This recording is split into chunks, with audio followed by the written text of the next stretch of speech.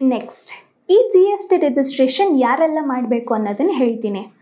ನಿಮ್ಮ ಬಿಸ್ನೆಸ್ ಏನಾದರೂ 40 ಲಕ್ಷಕ್ಕೂ ಹೆಚ್ಚು ಟರ್ನ್ ಓವರ್ ಆಗಿದ್ದರೆ ನಿಮಗೆ ಜಿ ಎಸ್ ಟಿ ರಿಜಿಸ್ಟ್ರೇಷನ್ ಅನ್ನೋದು ಕಂಪಲ್ಸರಿ ಆಗಿರುತ್ತೆ. ಆದರೆ ನೀವೇನಾದರೂ ಸರ್ವಿಸ್ ಪ್ರೊವೈಡರ್ ಆಗಿದ್ದರೆ ನಿಮ್ಮ ಬಿಸ್ನೆಸ್ ಟ್ರಾನ್ಸಾಕ್ಷನ್ ಏನಾದರೂ 20 ಲಕ್ಷಕ್ಕೂ ಹೆಚ್ಚಾಗಿದ್ದರೆ ಜಿ ಎಸ್ ಟಿ ಕಂಪಲ್ಸರಿ ಆಗಿರುತ್ತೆ. ಇನ್ ಕೇಸ್ ನೀವೇನಾದರೂ ಆನ್ಲೈನ್ ಪ್ಲ್ಯಾಟ್ಫಾರ್ಮಲ್ಲಿ ಅಂದರೆ ಫ್ಲಿಪ್ಕಾರ್ಟ್, ಅಮೆಝಾನ್ ಆ ಥರ ಏನಾದರೂ ಆನ್ಲೈನ್ ಬಿಸ್ನೆಸ್ ಮಾಡ್ತಾ ಇದ್ದೀರಾ ಅಂತಂದರೆ ನಿಮಗೂ G S T registration important ಆಗಿರುತ್ತೆ. ಜೊತೆಗೆ ನಿಮ್ಮ ಪ್ರಾಡಕ್ಟ್ನ ಒಂದು ಸ್ಟೇಟಿಂದ ಅದರ್ ಸ್ಟೇಟಿಗೂ ಪ್ರೊವೈಡ್ ಮಾಡ್ತಾ ಇದ್ದರೆ G S T compulsory.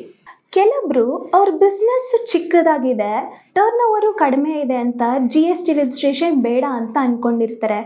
But ಆದರೆ ನೀವು ಬಿಸ್ನೆಸ್ ಚಿಕ್ಕದಾಗಿ ಇದ್ರೂ ನೀವು ವಾಲಂಟಿಯರ್ ಆಗಿ ನೀವು ಜಿ ಎಸ್ ಟಿ ರಿಜಿಸ್ಟ್ರೇಷನ್ನ ಮಾಡ್ಬೋದು. ಯಾಕೆ ಅಂತಂದರೆ ಈ ಜಿ ಎಸ್ ಟಿ ರಿಜಿಸ್ಟ್ರೇಷನ್ ಮಾಡೋದ್ರಿಂದ ನಿಮಗೆ ಐ ಟಿ ಸಿನ ಕ್ಲೇಮ್ ಮಾಡ್ಕೊಬೋದು. ಅದು ನಿಮ್ಮ ಬಿಸ್ನೆಸ್ಗೆ ಒಳ್ಳೆ ಕ್ರೆಡಿಬಿಲಿಟಿನ ಬೂಸ್ಟ್ ಮಾಡುತ್ತೆ. ಅದು ಅಲ್ಲದಿರೆ ಜಿ ಎಸ್ ಟಿ ರಿಜಿಸ್ಟ್ರೇಷನ್ನಿಂದ ದೊಡ್ಡ ದೊಡ್ಡ ಕಂಪನಿ ಜೊತೆ ಬೈಂಡಪ್ ಆಗಲಿಕ್ಕೂ ನಿಮ್ಗೆ ಹೆಲ್ಪ್ ಆಗುತ್ತೆ.